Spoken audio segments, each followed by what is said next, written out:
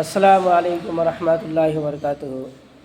ভাই, একজন মেয়েকে যখন জাহান্নামী বলে ঘোষণা করবে আল্লাহ তাআলা, হ্যাঁ, তখন ওই জাহান্নামী মেয়েটা একা জাহান্নামে যাবে না, চারজন পুরুষ মানুষকে সাথে নিয়ে জাহান্নামে যাবে। সেটা কিভাবে? যখন একজন মেয়েকে জাহান্নামী হওয়ার আল্লাহ তাআলা ঘোষণা করবেন, তখন মেয়েটি বলবে যে আমি তো আজকে জাহান্নামে হয়েছি আমার আমল না থাকার জন্য। তার সর্বপ্রথম জিম্মাদার ছিলেন আমার বাবা। আমার বাবা যদি আমাকে দ্বীনি শিক্ষা দিতেন, তাহলে আজকে আমি জাহান্নামী হতাম না। এই দ্বীনি শিক্ষার জরিয়ায় আমি নেক আমল করে জান্নাতে হইতাম। দ্বিতীয় নম্বরে তার ভাইকেও সাথে নেবেন। কীরকম করে? যে আমার ভাই যদি আমাকে শাসন করত, আমি আজকে এত বদমেজাজি বা বদচলন বা যে কোনোই খারাপ হইতাম না, আমি ভালো হয়ে আমল করতাম। তৃতীয় নম্বরে স্বামীকেও নিবে। এজন্য নিবে যে একটা শব্দ আছে স্বামীর হাতে তালাক।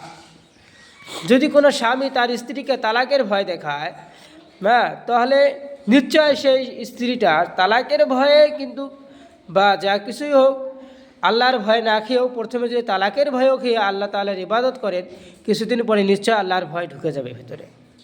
চতুর্থ নম্বরে সে সন্তানকেও সাথে নেবে, যে সন্তানের জন্য বাবা মারা সব কষ্টই সহ্য করতে পারে।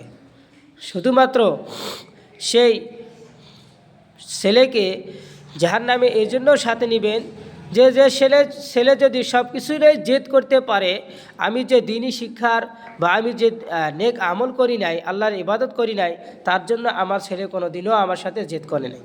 তো ভাই, আজকে এই বাচ্চারা এখানে দ্বীনি শিক্ষা হাসিল করতেছেন, হয় না?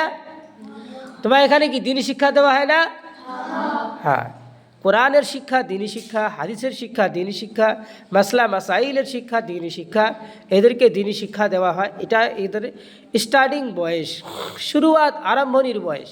এখানে যদি এরা দ্বীনি শিক্ষা শিখতে না পারে, তো কিছুদিন যাওয়ার পরে অল্প প্রাপ্ত বয়স্ক হওয়ার পরে এনাদের বিয়ে হয়ে যাবে।